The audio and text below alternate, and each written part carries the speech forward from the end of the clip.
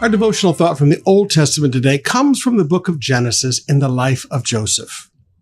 Now, whenever you see a word repeated in Scripture again and again and again, learn to highlight that word and recognize God's trying to tell you something. Repetition is a form of teaching. Let's start in chapter 41, verse 37. Joseph's suggestions were well received by Pharaoh and his officials.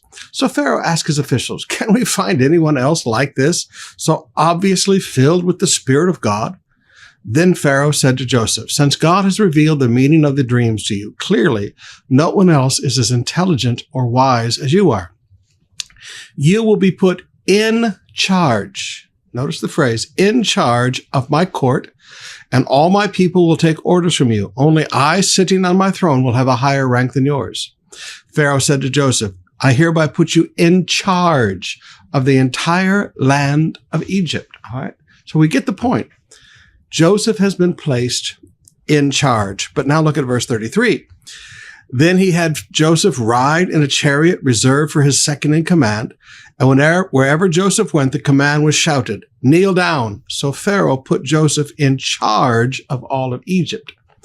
One of the ways of putting people in charge is to publicly display that you have put your authority on them. A person cannot be in charge of something if people question whether they're really in charge. So Pharaoh made sure publicly, not just privately in the courtyard, but publicly, he made sure everybody knew he was in charge. Now that's a great truth in itself. But now I want you to notice what Joseph did. Verse 45.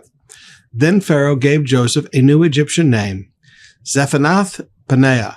He also gave him a wife whose name was Asenath. She was the daughter of Potipharah, the priest of On.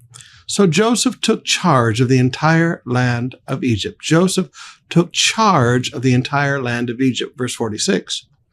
He was 30 years old when he began serving in the court of Pharaoh, the king of Egypt.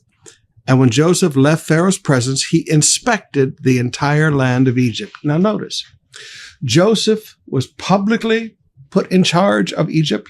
Joseph was privately in front of the top leadership put in charge of Egypt. But now Joseph has to take charge. And how did he take charge? Okay. Verse 45 says he took charge. How did he take charge? What was his first step in taking charge? And this is all that I want you to see today.